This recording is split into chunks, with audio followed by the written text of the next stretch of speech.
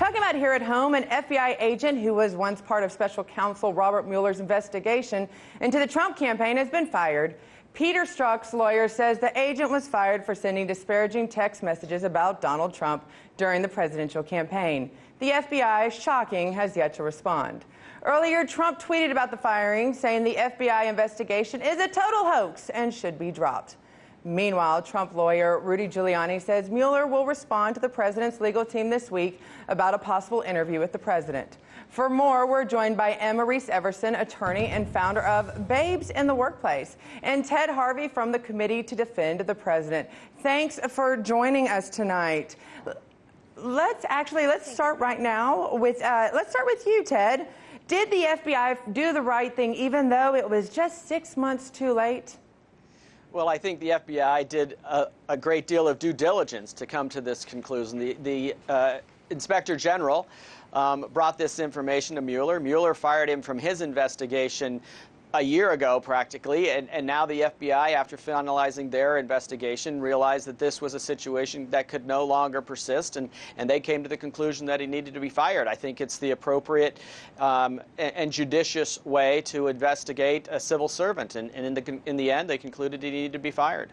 But, Em Reese, a lot of liberals are saying this was politically motivated, that he was actually fired for just his freedom of speech of actually sending a text that was anti-Trump. Is this more about sending a text that was against Trump, or what the content of what that text actually said? You know, actually right now, I think I need to check my cell phone and check the date, because I think it must be 1950. This whole thing reeks of McCarthyism. Is this, McCarthyism 2.0? I can't tell. Are we firing people now because they disagree with the president or the person who should run the country? Because it seemed like he said, we the people of America would not be willing to elect a person of this mentality. And so when a person makes that kind of statement, it doesn't seem like a reason to fire someone. This just is a witch hunt, or basically McCarthyism 2.0. Ted, you've got to have a little bit of a smile there hearing the words witch hunt. These are some of the same words that people are saying the Russia investigation into President Trump is. It's just a witch hunt. How do you kind of respond back to the thought that this is, that it wasn't about the fact of what he said, but that he was actually what he was in charge of also that made him be guilty? That comment is outrageous. This isn't just some civil servant that works for the federal government and got caught posting something on Facebook. This was the lead investigator into Hillary Clinton's outrageous and illegal behavior as Secretary of State, using a server that was utilized by foreign governments to get national security from the United States. That is outrageous that Strzok was involved in that investigation and then rushed that under the carpet, and then he turned around and started an investigation against the president and his campaign, and knew and was sending texts to his lover that they were going to do everything they could to stop Trump from becoming president of the United States. The whole investigation was started under the false premise. That is what McCarthyism is. That is what, when you have the FBI doing an investigation against U.S. citizens, knowing for a fact that there was no evidence of collusion, that is what McCarthyism was. And for the left to be bringing that up as a defense of the FBI agent and the entire national security agencies that are investigating U.S. citizens, that is outrageous.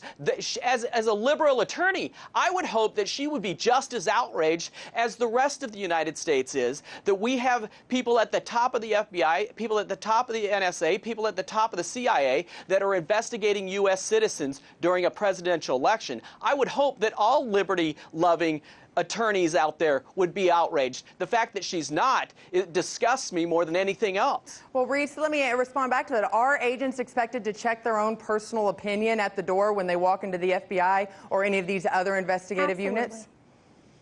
Absolutely. And so there's a difference between having an opinion about the character of a person, and then there's a difference, because right now the hearing that we heard the other day sounded just like something from the House Un-American Activity Committee. His text said he was going to stop him from becoming president. That was not an opinion. That was the head of the FBI investigation saying he was going to stop this guy from becoming president. As our president. He didn't say we as in the FBI. Yes, he did. He said we as in the people of America. No, he said we as in the FBI. FBI. He just simply said we. No, that's We're not reading what he into said. the context of a conversation that happened between two people who were That in a worked personal for the relationship, FBI. and they shouldn't have been texting on work phones. I will agree with that. I mean, have we learned nothing from Kwame Kilpatrick? I mean, what? The mayor of Detroit, for goodness sakes, do not text on government cell phones. But here's the point.